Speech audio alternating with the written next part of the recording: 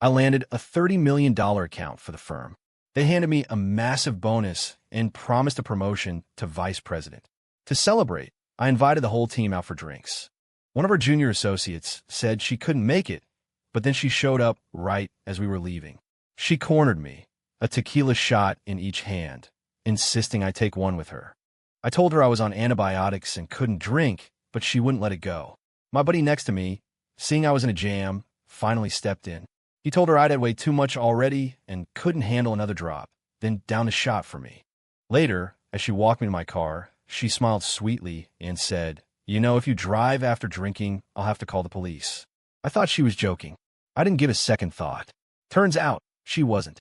"Sir, we received a report of a suspected drunk driver. We need you to cooperate with a field sobriety test." I was driving home, minding my own business, when flashing blue and red lights filled my rearview mirror. A police cruiser pulled me over, and the officer said someone had called me in.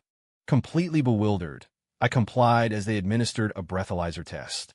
The result came back clean, 0% BAC. I hadn't touched a drop of alcohol. When I collected myself, I asked the officer what this was all about. Seeing that I was sober, his tone softened. He explained they'd received an anonymous tip about my car and had to respond to prevent a potential accident. Any idea who called it in? They seemed really concerned about my safety. I asked, a hint of sarcasm in my voice. "I'm sorry, sir. Per department policy, we can't disclose the identity of the informant." After they gave me a copy of the incident report confirming the test result, they left.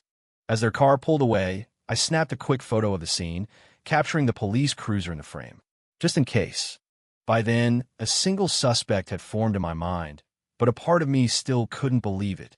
I work in the marketing department at Horizon Solutions. This new $30 million account was a game changer, and the company rewarded me with a $300,000 bonus. The official announcement of my promotion to VP was just a few days away.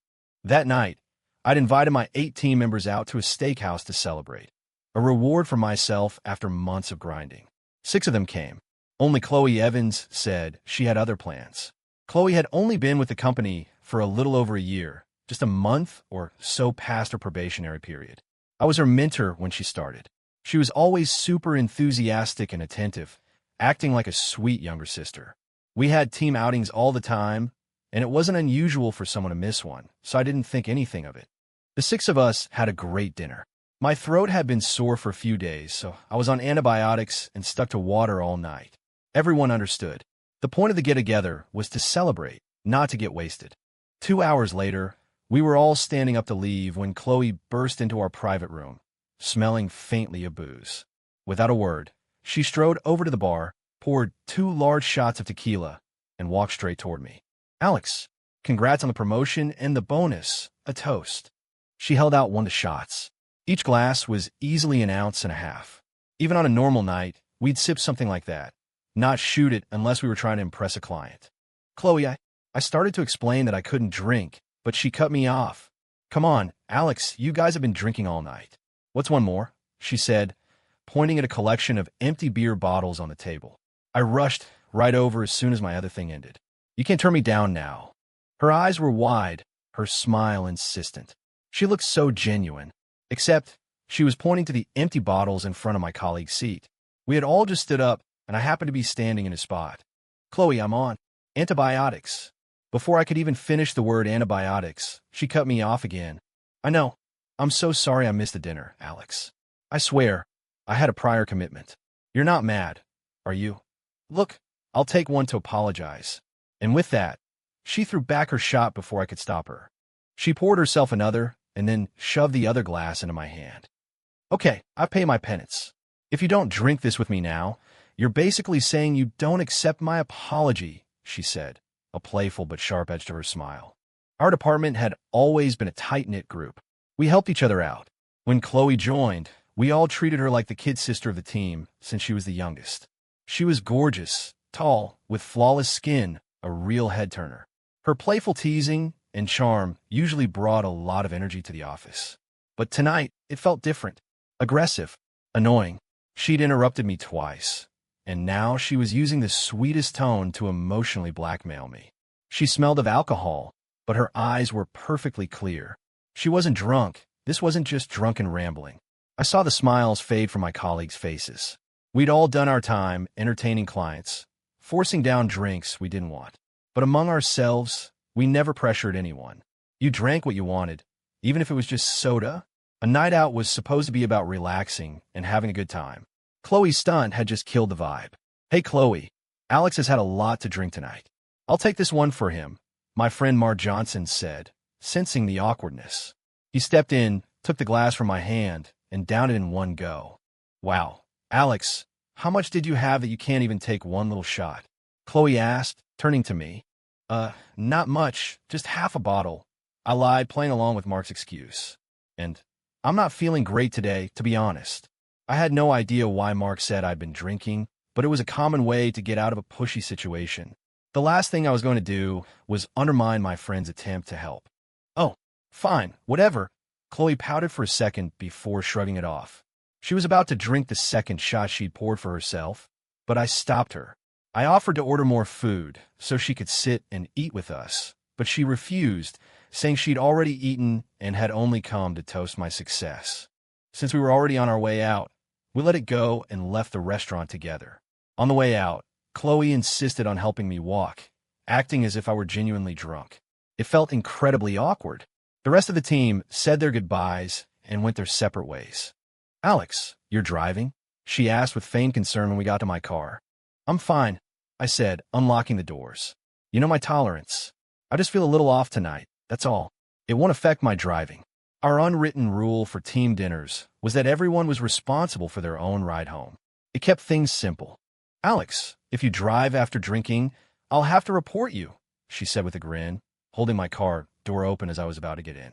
Sure, you do that, I replied, assuming it was just her usual teasing. I didn't think anything of it, got in the car and drove off. It wasn't until I saw the police lights that I realized she wasn't kidding at all, but I couldn't figure it out. Why would she report me? Was she really that concerned for my safety? Didn't she know that a DUI charge would get me arrested and held in custody? If I had a criminal record, I'd be fired immediately. All those years of hard work would go down the drain. If she was genuinely worried about me driving, she could have tried to stop me before I left. I didn't want to believe Chloe was that kind of person, but the fact was staring me right in the face. I'd been in the corporate world long enough. I don't play dirty, but that doesn't mean I'm a fool. To confirm my suspicions, I pulled into a parking spot on the side of the road. I sent Chloe the photo I had taken of the police car. I added a caption, "Well, this sucks. Got pulled over at a DUI checkpoint." She replied almost instantly, "I told you not to drink and drive." This time, I waited a few minutes before replying, letting her think I was in the middle of dealing with the cops. When I figured enough time had passed, I texted back. They said someone reported me. It was you, wasn't it, Chloe? She replied with 3 winking face emojis. Just looking out for your safety, Alex. You should be thanking me. I wanted to throw my phone against the dashboard. Thank her? Thank her. If I had actually been drinking tonight, my life would be over. But of course, if I had been drinking, I wouldn't have been driving in the first place. I'm not an idiot, and I don't take stupid risks. Yeah, I should really thank you. Now I have a huge mess to deal with. I texted back. I tossed my phone onto the passenger seat and started driving home. A few minutes later, my phone started ringing. It was Chloe. I silenced it and ignored the call.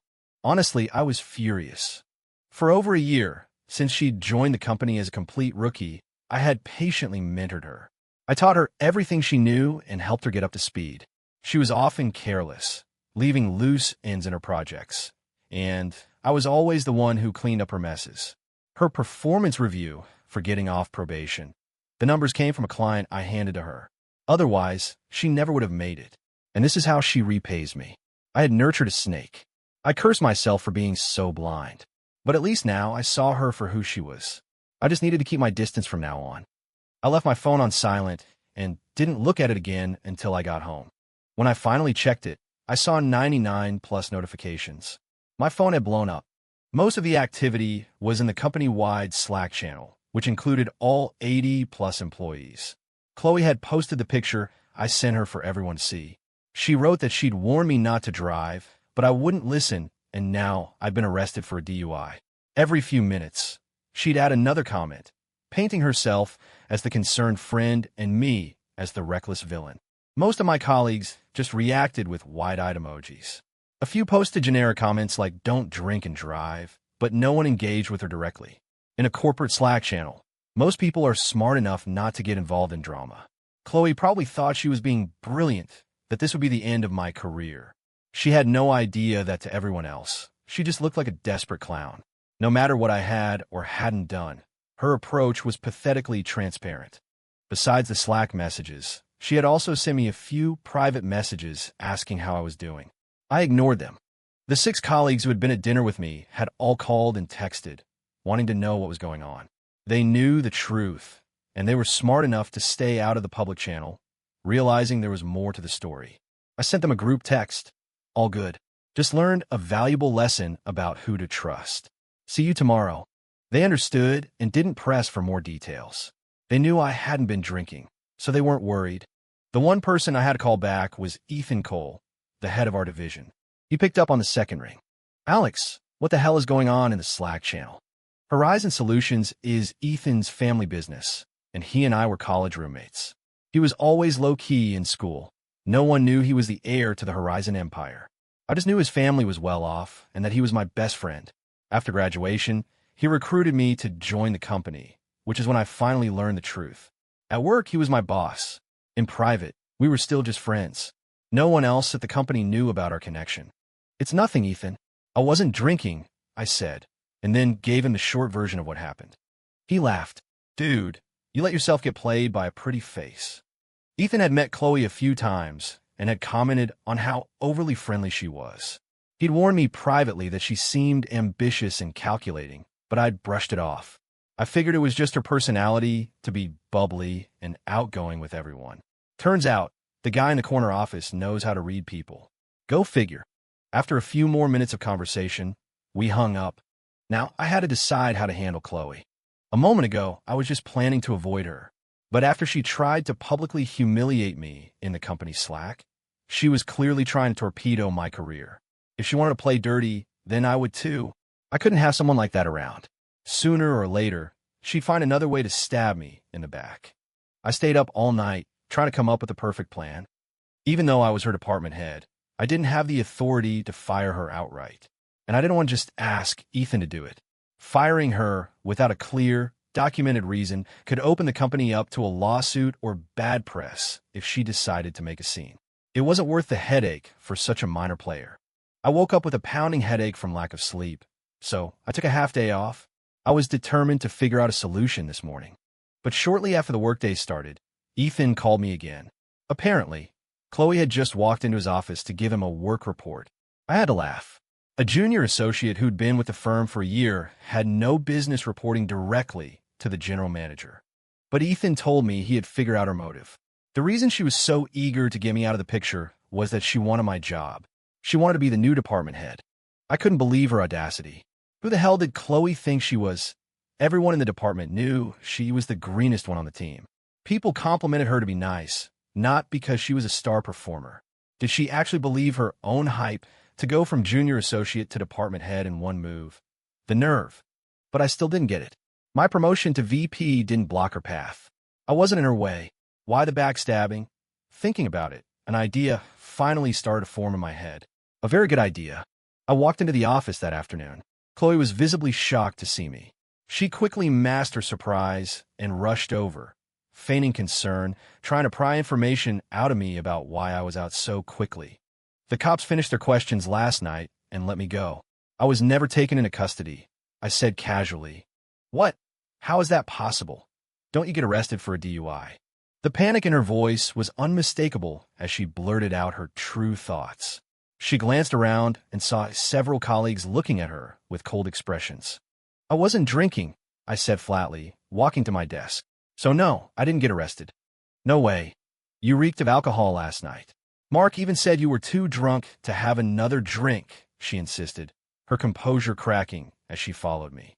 You've pulled clients aside at events, told them you couldn't drink, and used that exact same excuse, haven't you? Mark chimed in with a sneer from across the room. Then why weren't you here this morning? Chloe stammered. After a couple of hours had passed with no sign of me, and after I'd ignored her messages, she had assumed her plan had worked and I was in a holding cell. Chloe, You seem really disappointed that I wasn't arrested. Are you sure you weren't trying to set me up? I asked, staring directly at her with a playful smile. What? No, of course not. I was just worried about you, she said, finally realizing how she was coming across. But her clenched fists and darting eyes gave away her guilt. I just smiled. That's good to hear, because you said I should thank you, and I spent all morning preparing my thank you gift. Just as I finished my sentence, several messengers walked through the main office doors. One of them yelled out, "A special delivery for Chloe Evans." The messengers, in perfect unison, began to chant loud enough for the entire office to hear. "Thank you, CHLOE, for your concern. The police escort home was great."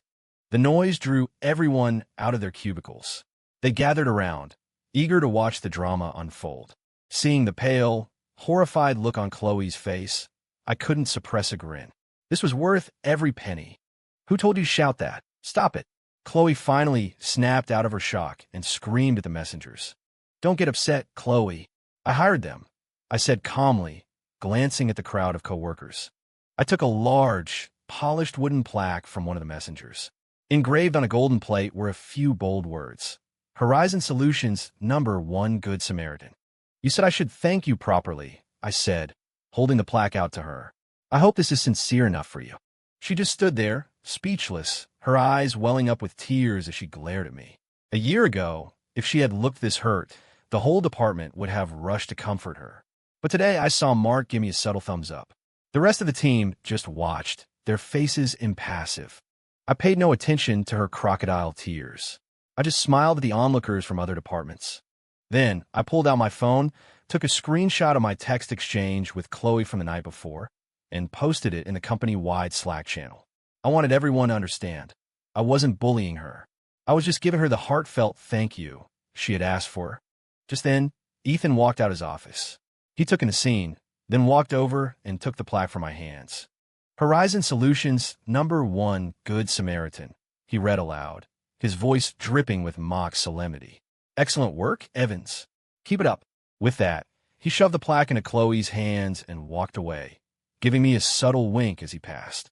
Seeing the boss leave, the other employees quickly dispersed back to their desks. "You should really treasure that, Chloe," I said, my voice low. "It's a symbol of my deepest gratitude." I turned and walked back to my desk, feeling a profound sense of satisfaction. I felt like singing. To her credit, Chloe's resilience was impressive. After a few minutes of standing there frozen, she returned to her desk. She didn't even throw the plaque away. But I could see she was completely checked out for the rest of the day. Every now and then, I'd catch her staring at me, her expression a mix of hatred, regret, and a sliver of fear. In the days that followed, no one mentioned the plaque incident, but the office atmosphere had shifted. Wherever Chloe went, people were polite to her, but distant. No one engaged in small talk with her anymore. A week later, Chloe approached me. "Alex, could you look over this proposal and help me polish it?" I didn't even glance at the document. I just looked at her and said, in a calm, mentoring tone, "Chloe, you're off probation now.